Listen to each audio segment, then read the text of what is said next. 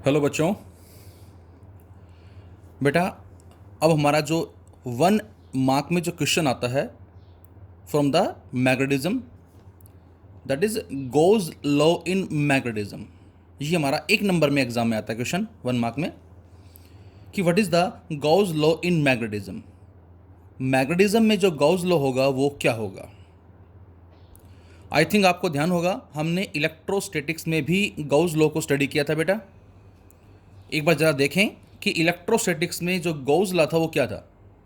तो आंसर था the total electric flux over the close surface is equal to 1/ε0 times the net charge enclosed by the surface. जो total electric flux होगा बेटा over the close surface is equal to 1/ε0 times, ये ε0 क्या थी? This is the electrical permittivity in free space. 1/ε0 times the net charge enclosed by the surface. उस close surface में जिसको हमने गॉसियन सरफेस का नाम दिया था, उसमें नेट चार्ज कितना एनक्लोज होगा। तो ये हमारे पास वैल्यू आई थी किसकी? दैट इज इलेक्ट्रिक फ्लक्स की। समझने के लिए हमने वहाँ एग्जाम्पल लिए थे, लाइक एक स्फीयर हमने कंसिडर किया जिसको हमने गॉसियन सरफेस का नाम दिया था बेटा, और यदि ये किसी पॉजिटिव चार्ज को एनक्लोज कर रहा है तो इससे जो इलेक्ट्रिक लाइंस ऑफ फोर्स होंगी वो कुछ इस तरह होंगी, आउटवर्ड होंगी। और जब भी फील्ड लाइनें आउटवर्ड होती हैं तो ये हमने बताया था कि flux is taken as positive. Reason क्या था उसका? तो आंसर है कि इस पॉइंट पे जो हम एरिया वेक्टर लेंगे बेटा, उसकी डायरेक्शन होगी ये वाली, और जो फील्ड स्ट्रेंथ है उसकी डायरेक्शन ये। दोनों क्या हैं? पैरेलल। यदि दोनों पैरेलल हैं, सिमिलरली यहाँ पर जो एरिया वेक्टर होगा और जो फील्ड है दोनों क्या होंगे? पैरेलल। यहाँ पर भी जो एरिया वेक्टर होगा और जो फील्ड है वो क्या है बेटा? पैरेलल। तो इसके हर एक पॉइंट पे इलेक्ट्रिक फील्ड की वैल्यू सेम होगी, plus area vector as well as electric field की डायरेक्शन भी सेम है। तो ये एक सिमेट्रिक सरफेस था पॉइंट चार्ज के लिए। तो इसीलिए हमने कहा था कि फ्लक्स जो है वो क्या होगा? पॉजिटिव होगा, दैट इज इलेक्ट्रिक फ्लक्स। लेकिन इसी गॉसियन सरफेस में यदि चार्ज नेगेटिव है बेटा, तो इसमें जो इलेक्ट्रिक लाइंस ऑफ फोर्स होंगी वो इनवर्ड होंगी। अब बच्चों, इस हिस्से पे जो एरिया वेक्टर है उसकी डायरेक्शन ये होगी और जो फील्ड है उसकी डायरेक्शन ये है। दोनों एंटी पैरेलल हैं, और जब एंटी पैरेलल हैं सो ई डी एस कोस 180 जो कि -1 होगा, फ्लक्स नेगेटिव होगा। तो वहाँ से हमने बताया था कि यदि पॉजिटिव चार्ज एनक्लोज करता है कोई सरफेस, क्लोज सरफेस, तो फ्लक्स पॉजिटिव है। नेगेटिव एनक्लोज करता है तो फ्लक्स नेगेटिव होगा। और वहाँ हमने बताया था कि यदि पॉजिटिव भी हो और नेगेटिव भी हो तो क्या होगा। तो इस केस में जब गॉसियन सरफेस या क्लोज सरफेस जो है बेटा पॉजिटिव और negative same magnitude but opposite polarity की चार्ज को एनक्लोज करता है बच्चों, तो हमने बताया था कि नेट फ्लक्स जो है वो क्या होगा? 0 होगा। कारण क्या था? Because E dot D S equal to 1/ε0 times the net charge enclose. तो यहां पर जो क्यू इन होगा it will be equal to -q and +q and which is 0। So we can say the electric flux is 0। जितनी field लाइनें इस charge से outward होंगी उतनी ही फील्ड लाइनें इस चार्ज पे क्या होंगी? इनवर्ड होंगी, जिसको हम ऐसे दिखा सकते हैं इस तरह से। In this way we can show, हम इस तरह से इसको शो कर सकते हैं। इस केस में कुछ इस तरह से होगा। तो यहाँ पर हमने बात की थी कि जितनी आउटवर्ड है उतनी ही इनवर्ड है, तो फ्लक्स क्या होगा? यहाँ 0 होगा। Now in case of magnet, यदि बच्चों मैग्नेट की बात करें तो उसमें हमारे पास साउथ पोल है और एक नॉर्थ पोल है, और हमें मालूम है कि जो मैग्नेटिक लाइंस ऑफ फोर्स होती हैं बेटा वो नॉर्थ के आउटवर्ड होती हैं और साउथ के इनवर्ड होती हैं। But this is the pattern of field lines outside the magnet. Inside क्या होता है? तो इनसाइड बच्चों साउथ से नॉर्थ जाती हैं। ये मीन्स नॉर्थ से साउथ आउटवर्ड हैं और इनवर्ड बेटा साउथ से नॉर्थ। और हमने बताया था कि इसकी वजह से ये एक क्लोज लूप को फॉर्म्ड करती हैं, जबकि इलेक्ट्रिक लाइंस ऑफ फोर्स जो है वो क्लोज लूप को फॉर्म नहीं करती। पॉजिटिव से नेगेटिव चली तो गई, लेकिन नेगेटिव से पॉजिटिव वापस नहीं आती। इसलिए ये क्लोज लूप फॉर्म नहीं करती, जबकि मैग्नेटिक लाइंस ऑफ फोर्स जो हैं ये क्लोज लूप को फॉर्म करती हैं। इसी तरह से यहाँ से आउटवर्ड होंगी और यहाँ इनवर्ड, लेकिन इसके अंदर जो है बच्चों साउथ से नॉर्थ। अब हमने क्या किया, हमने एक अगेन क्लोज सरफेस कंसिडर कर लिया। अब यदि क्लोज सरफेस है तो सपोज करें हमने माना कि यहाँ पर कोई एक पोल एग्जिस्ट कर रहा है। कैसा पोल? तो आंसर है मैग्नेटिक पोल।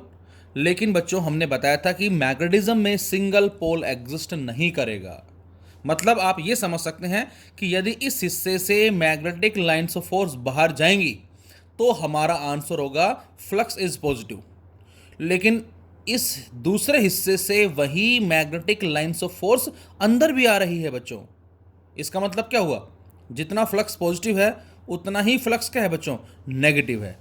तो इसका मतलब क्या हुआ बेटा, इसका मतलब हुआ कि मैग्नेटिक फ्लक्स जो वो क्या होगा, जीरो।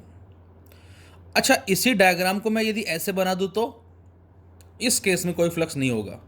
क्यों? क्योंकि फ्लक्स तो तभी होगा जब वो लाइनें या तो उससे आउटवर्ड है या उसके इनवर्ड है, क्रॉस करनी चाहिए उस क्लोज सरफेस को। ये क्रॉस नहीं कर रही, ये क्लोज सरफेस के अंदर ही है, विद इन द बाउंड्री है, तो इसका फ्लक्स में कोई कंट्रीब्यूशन नहीं होगा।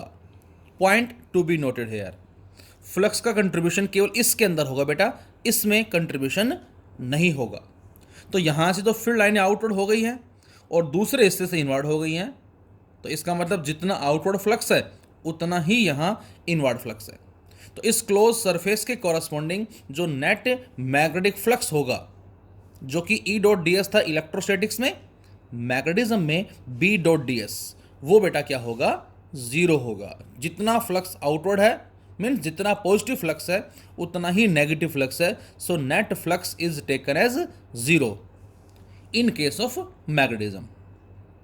लेकिन बच्चों इस क्लोज सरफेस की जगह यदि हमारे पास कोई ओपन सरफेस होता लाइक इस तरह से, और इसमें बाहर से लाइनें आ रही हैं कुछ ऐसे इन दिस वे, तो बच्चों इस केस में हम कह सकते हैं क्या कि यहाँ पर लाइनें जो है वो इस तरह से हैं, तो इस केस में हम बोलते हैं कि फ्लक्स जो है वो जीरो नहीं होगा।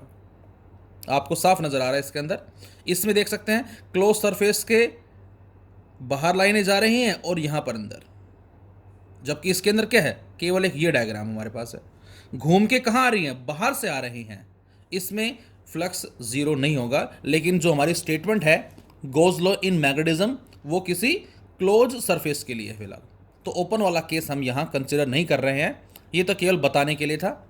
तो इस रीजन की वजह से बच्चों हम बोलते हैं कि जो गोज लॉ होगा मैग्नेटिज्म में वो क्या होगा, जीरो होगा। इन अदर वर्ड्स, दूसरे शब्दों में हम क्या कह सकते हैं, जरा देखें हम बेटा। यहां E dot D S 1/ε0 times the net charge enclose by the surface है। बच्चों जो रोल इलेक्ट्रोस्टैटिक्स में ई नोट का है वही सेम रोल बच्चों मैग्नेटिज्म में किसका होगा बेटा, म्यू नोट, मैग्नेटिक परमेबिलिटी। जो रोल बेटा इलेक्ट्रोस्टैटिक्स में चार्ज का है वही सेम रोल मैग्नेटिज्म में किसका है बच्चों, पोल स्ट्रेंथ का। ये आप अच्छी तरह से जानते हैं। जैसे वहां F बराबर के Q1 Q2 upon R square था, यहां F बराबर के M1 M2 upon R square, where M1 M2 are the pole strengths. तो जो रोल ई नोट का है वही सेम रोल यहां मैग्नेटिज्म में म्यू नोट का होगा, और जो रोल वहां इलेक्ट्रोस्टैटिक्स में चार्ज का था बेटा वही सेम रोल यहां पर पोल स्ट्रेंथ का होगा। तो जैसे E dot D S 1/ε0 times net charge होता है, सेम उसी तरह से हम बच्चों ऐसे भी लिख सकते हैं B dot D S equal to mu naught times the M inside. What is M inside? This is the net pole strength inside the close surface. ये एक्चुअल में है गोज लॉ इन मैग्नेटिज्म। ये बच्चों है हमारा Gauss law in magnetism, B dot D S equal to mu naught times the net pole strength. जैसे वहां 1/ε0 times net charge होता है, सेम उसी तरह से यहां बेटा mu naught times the net pole strength. अब नेट पोल स्ट्रेंथ, इसका मतलब क्या होगा, मैग्नेटिज्म में सिंगल पोल एग्जिस्ट नहीं करेगा। यदि नॉर्थ है तो उसके साथ साउथ भी होगा, और यदि नॉर्थ और साउथ दोनों हैं तो इसका मतलब जो नेट पोल स्ट्रेंथ की जो हम बात कर रहे हैं बच्चों, that is B dot D S, कितनी हो जाएगी, mu naught times -m + m। This -m is the pole strength due to south pole, and this plus M is the pole strength due to north pole. और बच्चों ये plus और ये minus net value zero, तो बेटा इस reason की वजह से ही हम बोलते हैं कि जो बी डॉट डी एस होगा वो क्या होगा, जीरो होगा। तो ये आपको याद रखना है। तो एग्जाम में हमारा क्वेश्चन कैसे आता है, what do you mean by Gauss law in magnetism, एक नंबर में तो आप लिख देंगे B dot D S equal to zero, the total magnetic flux over the close surface is equal to zero. First. Second, आपसे कहे कि what is the cause, इसका कोज क्या है, कारण क्या है, ऐसा क्यों होता है, तो हम आंसर देंगे because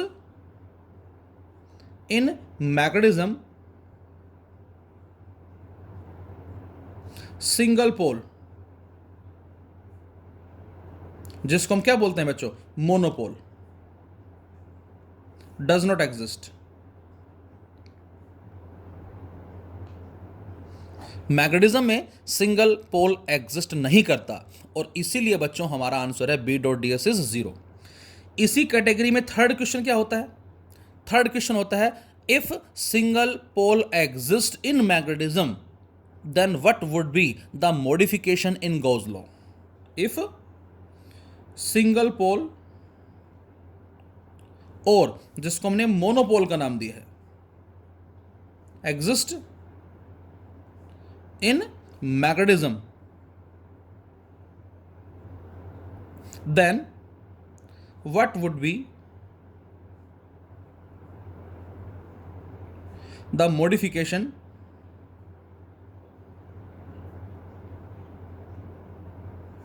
in Gauss law.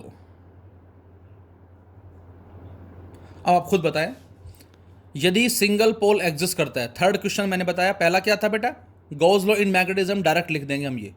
Second question, इसका कारण क्या है, तो आंसर है कि मैग्नेटिज्म में सिंगल पोल एग्जिस्ट नहीं करेगा, साउथ है उसके साथ नॉर्थ भी होगा, एक माइनस एम एक प्लस एम, तो ये वैल्यू क्या आ जाएगी, जीरो। थर्ड क्वेश्चन बच्चों ये हमारा एग्जाम में पूछा जा चुका है, इफ सिंगल पोल एग्जिस्ट या monopole exist in magnetism then what would be the modification in Gauss law. तो बच्चों उस केस में हम क्या लिखेंगे, हम लिखेंगे यदि सिंगल पोल या मोनोपोल एग्जिस्ट करता है मैग्नेटिज्म में, then B dot D S is not equal to zero but it will equal to mu naught times M. M is the pole strength of single pole, ये single पोल की pole strength कहलाएगी बच्चों। तो ये हमारा आंसर होगा third. यही हमारा एग्जाम में एक नंबर में सीबीएसई बोर्ड एग्जाम में पूछा जा चुका है कि what would be the modification of Gauss law in magnetism if single pole exist. तो हमारा आंसर होगा B dot D S equal to mu naught times M. M is the pole strength of that single pole. Hence we can say जितनी field लाइनें इस close surface के अंदर होंगी उतनी ही फील्ड लाइनें उसके बाहर होंगी। तो इसका मतलब क्या होगा, इसका मतलब होगा कि यहाँ पर जो नेट मैग्नेटिक फ्लक्स होगा वो क्या होगा, जीरो होगा। जितनी लाइनें इनवर्ड है उतनी लाइनें आउटवर्ड है। Thank you.